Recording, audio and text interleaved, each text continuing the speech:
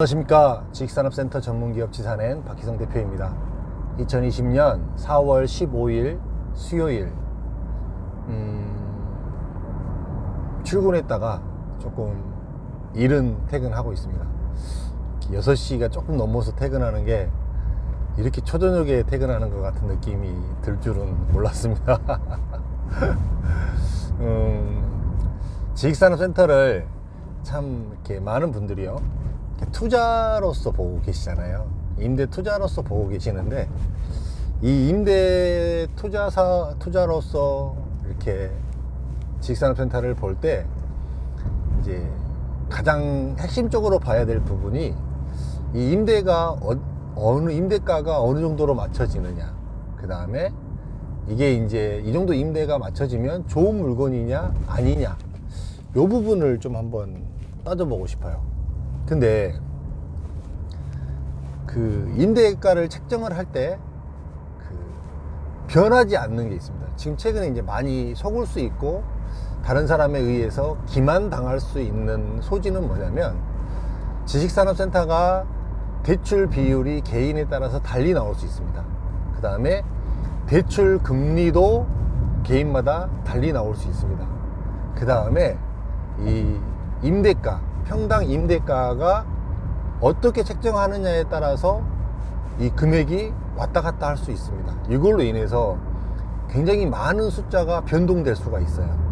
이거는 실질적으로 굉장히 신뢰하고 받아들일 수 있는 것들이 아니고, 여러분들이 이 부분에 대해서는 정확하게 시장을 모니터링하고 데이터를 내보고 검증을 해봐야만 알 수 있는 내용이기 때문에, 그냥 이렇게 다른 사람이 이야기한 거를 그대로 다 믿고 따라가서는 안 됩니다.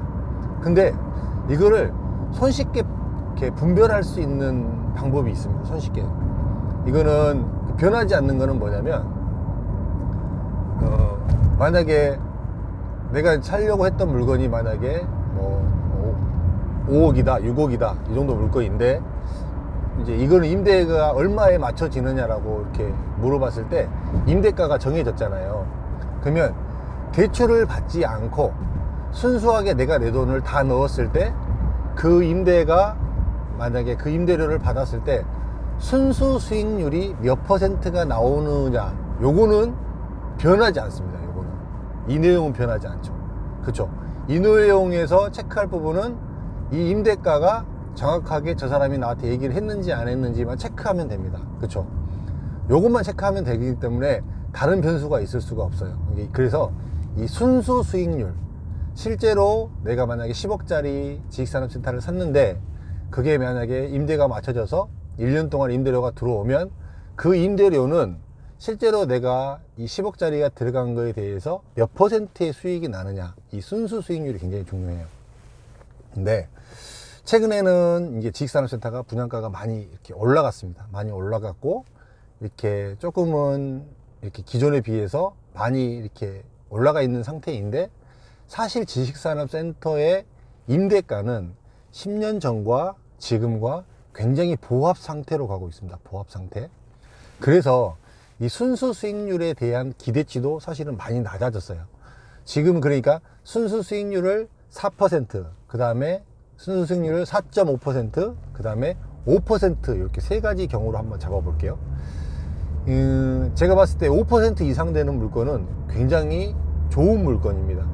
실제로 임대가 정리가 됐는데 5% 이상 물건이면 굉장히 좋은 물건이고요. 4.5%면 그래도 이렇게 충분히 양호한 물건에 들어갑니다. 그 다음에 4% 정도 되면 이제 지금 최근에 이렇게 고평가된 이렇게 지식산업센터 분양가에 그래도 그냥 이렇게 가치가 올라간다고 봤을 때 투자해 볼 만한 이런 물건이 정도 되는 거예요. 그러면 계산하기 편하게 제가 한번 여러분들에게 예를 한번 들어드릴게요. 분양평수가 100평이라고 잡았을 때요, 100평이라고 잡아야 계산하기가 좋으니까 100평이라고 편의상 얘기를 드리는 거예요. 분양평수가 100평이라고 봤을 때 평당 분양가가 경기도 쪽에서부터 시작해서 서울까지 포함해서 600만원, 700만원, 800만원, 900만원부터 시작해서 1500만원까지 예상을 해볼게요. 그러면 분양평수가 100평이기 때문에 그 600만 원인 데는 6억 7억, 8억, 9억, 10억, 그 다음에 15억까지 이렇게 연결이 되겠죠. 그렇죠. 그러면 6억에 연 4%, 6억에 연 4%. 이게 4% 수익률이라면 그렇게 높은 수익률은 아니잖아요. 높은 수익률은 아니고 그냥 이 정도면은 그냥 양호한 수준 정도 된다라고 봤을 때 6억에 4%면 6, 4, 24. 이게 연간 2,400만 원이 월세로 나와야 된다는 개념이죠. 그렇죠? 그러면 연간 2,400만 원이니까 2,400만 원을 12달로 한 달로 이렇게 나눠 봤을 때 한 달 월세가 얼마인가요? 200만 원이면 되는 거죠. 한 달 월세가 200만 원이면 돼요. 근데 아까 분양평 수가 우리가 100평이었잖아요. 그러면 이거는 평당 임대가가 얼마인가요? 2만 원인 거죠. 2만 원. 그렇죠? 이해되시죠? 그러니까 그 600만 원짜리가 평당 임대료가 2만 원일 때 순수 수익률은 4%밖에 안 나온다는 거예요. 그러면 1,000만 원일 때 1,000만 원이면 10억이에요. 10억에 대해서 연간 4% 수익률이면 4천만 원이 연간 나와야 되는 거예요. 그렇죠? 4천만 원.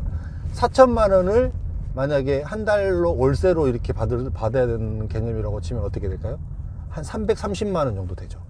330만 원 정도. 그러면 이거는 내가 월세를 330만 원을 받기 때문에 이거에 대한 그 평당 임대료는 33,000원 정도 되는 거죠. 이해되시죠? 간단히 생각해 보세요. 여러분들이 요즘에 최근에 분양가가 1,000만 원이 되는 데가 많이 있기 때문에 1,000만 원이 됐는데 1,000만 원 분양가가 됐는데 그 수익률이 4%밖에 안 나온다.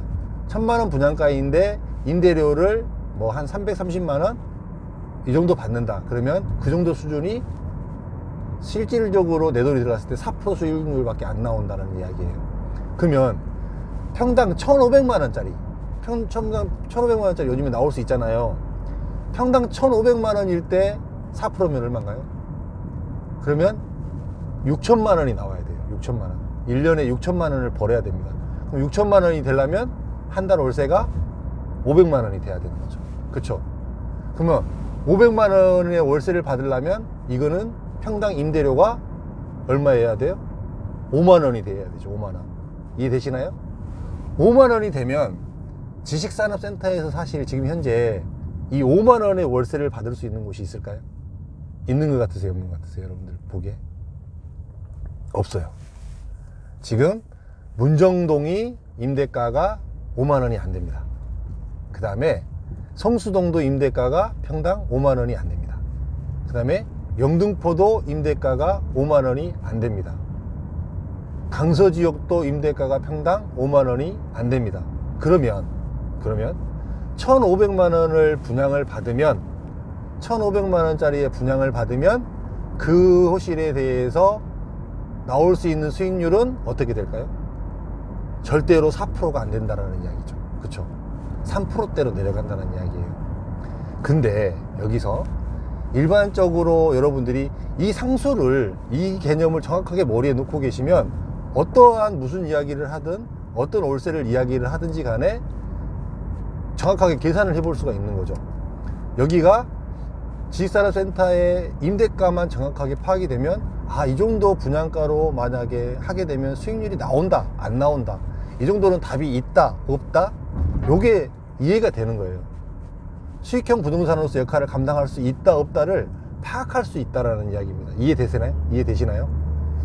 그러니까 굉장히 조금 고평가된 지역 같은 경우에, 그러니까 평당 1,500만 원을 분양을 받았을 때는 3%대로 수익이 떨어질 수밖에 없다라는 거예요. 근데 여기서 만약에 이 순수 수익률을 4%로 잡고 만약에 이거를 갔습니다. 4%로 임대가가 맞춰졌어요. 근데 이거를 80% 대출을 만약에 2.5%의 대출을 받는다고 쳐봐요. 그럼 2.5%에 대해서 80%, 이게 아까 1,500만 원일 때는 그러면 80%를 대출을 받으면 58에 40, 한 12억을 대출을 받잖아요. 대출을 받고 2.5% 금리를 2.5% 연간 금리를 이자 비용을 내면 아까 500만 원 대출 비용이었잖아요. 그렇게 해서 따져보면 이 3% 후반 나오는 이 이 수익이 10%로 올라가는 거예요. 그러니까 금리가 낮아졌고 대출 비율이 올라가서 금리가 낮은 금리로 돈을 썼기 때문에 은행 이자 주는 게 수익이 더 떨어진다, 더 나게 되는 이런 구조가 된다라는 이야기죠. 이 부분을 이제 금리가 더 떨어지게 만들어 놓고 하면 숫자가 확 바뀌는 이런 개념이 되는 거죠. 이해되시죠? 그러니까 우리가 일반적으로 만약에 경기도권에서 지금 분양을 만약에 하고 있어요. 거의 대부분 한 700만원, 800만원대 하거든요. 700만원, 800만원대. 뭐 800만원이라고 만약에 치보면 800만원대 분양가라고 치면 800만원이면 그 수익률이 4%면 4, 8에 32. 1년에 3,200만원이 나와야 됩니다. 3,200만원. 이 3,200만원이 나오려고 그러면 한 달 12달로 나눠보면 약 한 260에서 70만원 정도? 이 정도 되는 거예요. 그러면 월세가 27,000원에서 27,000원 정도를 받아야 된다는 이야기죠. 예를 들면요, 700만원, 800만원 대는 지금 현재 사실 그 어지간한 지역에서는 대부분 나타날 수 있는 분양가예요. 700만원, 800만원 대가 나타나는데 이게 수익률이 높지 않은 4% 수익률로 잡았을 때 27,000원, 8,000원 정도가 나와야 된다는 이야기예요. 수익률이 좀 덜 나오려고 그러면 3만원은 받아야만 안정적인 수익권에 들어간단 말이에요. 그런데 이 3만원이라는 평당 3만원의 임대료를 받을 수 있는 지역이 과연 경기도에 얼마나 될까요? 경기도권에. 이 부분을 잘 생각해 보면 돼요. 이것만 생각하면 됩니다. 분양가는 대부분 지금 700에서 800 사이, 그 다음에 800만원 넘어간 게 거의 대부분 이렇게 보편화된 내용으로 잡혔어요. 그런데 그렇게 잡힌 거인데 그 지역의 임대가는 실질적으로 25,000원이 안 되는 케이스가 상당히 많습니다. 그러면 수익률이 이것 또한 3% 언더로 내려가요. 순수 수익률이 3% 밑으로 내려가는 경우가 많죠.